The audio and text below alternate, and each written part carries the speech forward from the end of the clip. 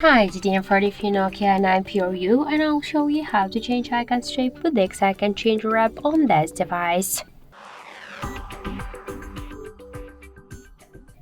So first open the Play Store application and in the search bar enter the X icon changer app.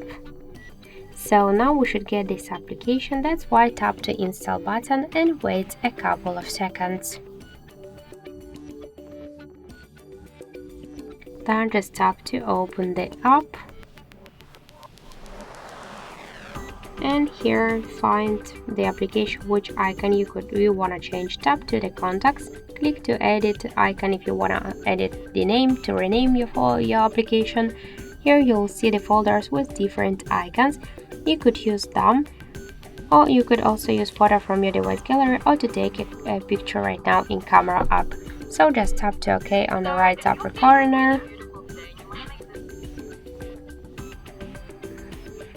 Skip the video and tap to add automatically. We could go to the desktop or to change the next icon by the same way. So let's just check the new contacts icon, and this is the default one. So that's it. Thank you for watching, and if you find this video helpful, leave thumbs up and subscribe.